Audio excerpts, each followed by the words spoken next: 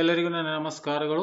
2024-25ನೇ ಶೈಕ್ಷಣಿಕ ಸಾಲಿನ ವಾರ್ಷಿಕ ಕಾರ್ಯಯೋಜನೆ ಅಂದ್ರೆ ವಾರ್ಷಿಕ ಪಠ್ಯ ವಿಭಜನೆ ತರಗತಿ 9 ವಿಷಯ ವಿಜ್ಞಾನ 9ನೇ ತರಗತಿ ವಿಜ್ಞಾನ ವಿಷಯಕ್ಕೆ ಸಂಬಂಧಪಟ್ಟಿರುವಂತೆ ಪ್ರತಿ ತಿಂಗಳು ಬೋಧಿಸಬೇಕಾಗಿರತಕ್ಕಂಥ ಘಟಕಗಳು ಮತ್ತು ಲಭ್ಯವಾಗಿರುವಂತಹ ಬೋಧನಾವಧಿಗಳನ್ನ ಬಗ್ಗೆ ಸಂಪೂರ್ಣವಾದಂತಹ ವಿವರಣೆಯನ್ನು ನಾನು ಈ ವಿಡಿಯೋದಲ್ಲಿ ನೀಡ್ತಾ ಇದ್ದೇನೆ. ಹಾಗಾಗಿ ಇಲ್ಲಿ ಮೊದಲಿಗೆ ವಿಡಿಯೋವನ್ನು ಪ್ರಾರಂಭಿಸೋಣ. ಮೇ 2024 ಮತ್ತು ಜೂನ್ 2024ಕ್ಕೆ ಸಂಬಂಧಪಟ್ಟಿರುವಂತೆ 15 ದಿನಗಳವರೆಗೆ ಸೇತುಬಂಧ ಶಿಕ್ಷಣವನ್ನು ನಡೆಸಬೇಕಾಗಿರುತ್ತೆ. ಮೊದಲು ಸಾಮರ್ಥ್ಯಗಳ ಪಟ್ಟಿಯನ್ನು ಮಾಡಿಕೊಳ್ಬೇಕು. ಸಾಮರ್ಥ್ಯಗಳ ಪಟ್ಟಿಗೆ ಅನುಗುಣವಾಗಿ ನಾವು ಪೂರ್ವ ಪರೀಕ್ಷೆಯನ್ನು ನಡೆಸಬೇಕು. ಪೂರ್ವ ಪರೀಕ್ಷೆ ಆದ ನಂತರ ನಮಗೆ 15 ದಿನಗಳವರೆಗೆ ಕಲಿಕೆಯಲ್ಲಿ ನಾವು ತೆಗೆದುಕೊಂಡಿರ್ತಕ್ಕಂಥ ಸಾಮರ್ಥ್ಯಗಳನ್ನು ಬೋಧನೆಯನ್ನು ಮಾಡಬೇಕು. 15 ದಿನಗಳಾದ ನಂತರ ಮತ್ತೆ ಸಾಫಲ್ಯ ಪರೀಕ್ಷೆಯನ್ನು ನಡೆಸಬೇಕು. ಮತ್ತೆ ಅದನ್ನ ನಿರಂತರವಾಗಿ ನಾವು ಸಾಫಲ್ಯ ಪರೀಕ್ಷೆ ಅಂದ್ರೆ ಕಲಿಕೆಯಲ್ಲಿ ಮತ್ತೆ ಹಿಂದುಳಿದಿರ್ತಕ್ಕಂಥ ವಿದ್ಯಾರ್ಥಿಗಳನ್ನ ನಿರಂತರವಾಗಿ ನಾವು ಪರಿಹಾರ ಬೋಧನೆಯನ್ನ ಮಾಡಬೇಕಾಗಿರುತ್ತೆ. ಈ ಸೇತುಬಂಧ ಶಿಕ್ಷಣವನ್ನು ಕಂಪ್ಲೀಟ್ ಮಾಡಲಿಕ್ಕೆ ನಾವು ಇಲ್ಲಿರುವಂತಹ ಲಭ್ಯವಾಗಿರ್ತಕ್ಕಂಥ ಬೋಧನಾ ಅವಧಿಗಳು ಎಷ್ಟು ಅಂದ್ರೆ 15 ದಿನಗಳು. ಇನ್ನು ಅಧ್ಯಾಯ 1 ನಮ್ಮ ಸುತ್ತಲಿನ ದ್ರವ್ಯಗಳು ಅನ್ನುವಂಥದ್ದು ಈ ಘಟಕಕ್ಕೆ ಲಭ್ಯವಾಗುವ ಬೋಧನಾವಧಿಗಳು 12 ಅಂತ. ಇನ್ನು ಜುಲೈ 2024ಕ್ಕೆ ಸಂಬಂಧಪಟ್ಟಿರುವಂತೆ ಅಧ್ಯಾಯ 5 ಜೀವದ ಮೂಲ ಘಟಕ 10 ದಿನಗಳು. ಅಧ್ಯಾಯ 6 ಅಂಗಾಂಶಗಳು 12 ದಿನಗಳು.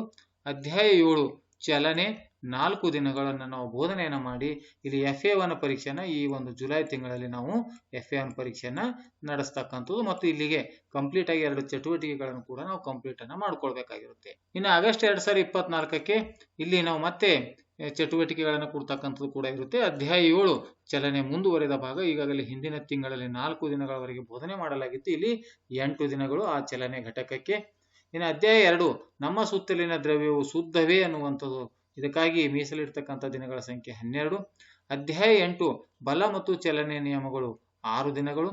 ಅಧ್ಯಾಯ 8 ಬಲ ಮತ್ತು ಇಲ್ಲಿಗೆ ಇದು ಆಗಸ್ಟ್ ತಿಂಗಳ ಇಲ್ಲಿಗೆ ಕಂಪ್ಲೀಟ್ ಆಗಿದೆ. ಇಲ್ಲಿ ಕೂಡ ನಾವು 3ನೇ ಚಟುವಟಿಕೆಯನ್ನು ಕೊಡಬೇಕಾಗಿರುತ್ತೆ. FA1 ನಲ್ಲಿ 2 ಚಟುವಟಿಕೆ, FA2 ನಲ್ಲಿ 2 ಚಟುವಟಿಕೆಗಳನ್ನ ಕೊಡಬೇಕಾಗಿರುತ್ತೆ. ಇಲ್ಲಿ 3ನೇ ಚಟುವಟಿಕೆಯನ್ನು ಕೊಡ್ತಕ್ಕಂಥದ್ದು. ಇನ್ನು ಸೆಪ್ಟೆಂಬರ್ 2024ರಂದು ಅಧ್ಯಾಯ 8 ಬಲ ಮತ್ತು ಚಲನೆ ನಿಯಮಗಳು ಮುಂದುವರೆದ ಭಾಗ. ಹಿಂದೆ 6 ದಿನಗಳನ್ನು ಬೋಧನೆ ಮಾಡಲಾಗಿತ್ತು. ಈ ತಿಂಗಳಲ್ಲಿ ನಾವು ಅದಕ್ಕಾಗಿ ಲಭ್ಯವಿರ್ತಕ್ಕಂಥ ಬೋಧನಾವಧಿಗಳು 6. ಇನ್ನು ಪುನರಾವರ್ತನೆ ಹಾಗೂ ಸಂಕಲನಾತ್ಮಕ ಮೌಲ್ಯಮಾಪನಕ್ಕಾಗಿ 17 ದಿನಗಳು. ಇಲ್ಲಿ FA2 ಪರೀಕ್ಷೆ ನಡೆಸಬೇಕು ಮತ್ತು ಚಟುವಟಿಕೆಗಳು 2 ಚಟುವಟಿಕೆಗಳನ್ನು ಕಂಪ್ಲೀಟ್ ಮಾಡಿರಬೇಕು. ಇದು ಮೊದಲನೇ ವಾರದಲ್ಲಿ. ಇನ್ನು ಕೊನೆಯ ವಾರದಲ್ಲಿ ನಾವು SA1 ಪರೀಕ್ಷೆಯನ್ನ ನಡೆಸ್ತಕ್ಕಂಥದ್ದು. ಇನ್ನು ಅಕ್ಟೋಬರ್ 2024ಕ್ಕೆ ಪುನರಾವರ್ತನೆ ತರಗತಿಗಳನ್ನು ನಡೆಸ್ತಕ್ಕಂಥ ಇದಕ್ಕಾಗಿ ಲಭ್ಯವಿರತಕ್ಕಂಥ ದಿನಗಳು 11 ದಿನ. ಸಂಪೂರ್ಣವಾಗಿ ಇಲ್ಲಿ ನಾವು ಪುನರಾವರ್ತನೆಯನ್ನ ಮಾಡ್ತಕ್ಕಂಥದ್ದು. ಇನ್ನು ಎರಡನೇ ಅವಧಿ ನವೆಂಬರ್ 2024. ಇಲ್ಲಿ ನಮಗೆ ಪರಮಾಣುಗಳು ಮತ್ತು ಅಣುಗಳು ಅಂತ ಅಧ್ಯಾಯ 3 ಪರಮಾಣುಗಳು ಮತ್ತು ಅಣುಗಳು. ಇದಕ್ಕಾಗಿ ಲಭ್ಯವಾಗಿರ್ತಕ್ಕಂಥ ದಿನಗಳು 10. ಅಧ್ಯಾಯ 12 ಆಹಾರ ಸಂಪನ್ಮೂಲಗಳಲ್ಲಿ ಸುಧಾರಣೆ 7 ದಿನಗಳು. ಅಧ್ಯಾಯ 10 ಗುರುತ್ವ. ಇದಕ್ಕಾಗಿ ಇರತಕ್ಕಂಥ ಲಭ್ಯವಿರತಕ್ಕಂಥ ದಿನಗಳು 6. ಇಲ್ಲಿ ಚಟುವಟಿಕೆ 5 ಮತ್ತು ಚಟುವಟಿಕೆ 6 ನಾವು ಕಂಪ್ಲೀಟ್ ಮಾಡ್ಕೊಳ್ತಕ್ಕಂಥದ್ದು. ಇನ್ನು ಡಿಸೆಂಬರ್ 2024ಕ್ಕೆ ಸಂಬಂಧಪಟ್ಟಿರುವಂತೆ 10ನೇ ಅಧ್ಯಾಯ ಗುರುತ್ವ ಮುಂದುವರೆದ ಭಾಗ. ಈಗಾಗಲೇ 6 ದಿನ ಬೋಧನೆ ಆಗಿತ್ತು ಹಿಂದಿನ ತಿಂಗಳಲ್ಲಿ. ಈ ತಿಂಗಳಲ್ಲಿ 5 ದಿನಗಳವರೆಗೆ ಬೋಧನೆ ಮಾಡ್ತಕ್ಕಂಥದ್ದು. ಇನ್ನು ಅಧ್ಯಾಯ 4 ಪರಮಾಣುವಿನ ರಚನೆ 10 ದಿನಗಳು. ಅಧ್ಯಾಯ 9 ಕೆಲಸ ಮತ್ತು ಶಕ್ತಿ 10 ದಿನಗಳು. ಮತ್ತೆ ಇಲ್ಲಿ FA3 ಅಂದ್ರೆ ರೂಪಣಾತ್ಮಕ ಮೌಲ್ಯಮಾಪನ ಪರೀಕ್ಷೆ 3ಅನ್ನ ಈ ಒಂದು ಡಿಸೆಂಬರ್ ತಿಂಗಳಲ್ಲಿ ನಡೆಸುವಂಥದ್ದು. ಇನ್ನು ಜನವರಿ 2025ಕ್ಕೆ ಸಂಬಂಧಪಟ್ಟಿರುವಂತೆ ಅಧ್ಯಾಯ 11 ಶಬ್ದ. ಇದಕ್ಕಾಗಿ 12 ದಿನಗಳು. ನಂತರ ಪುನರಾವರ್ತನೆ ತರಗತಿಗಳು 14 ದಿನಗಳು. ಮತ್ತೆ ಇಲ್ಲಿ ರೂಪಣಾತ್ಮಕ ಪರೀಕ್ಷೆಯನ್ನು 4 ಅಂದ್ರೆ FA4 ಪರೀಕ್ಷೆಯನ್ನು ಇಲ್ಲಿ ನಡೆಸ್ತಕ್ಕಂಥದ್ದು. ಇನ್ನು ಫೆಬ್ರವರಿ 2025 ಪುನರಾವರ್ತನೆ ತರಗತಿಗಳು 23.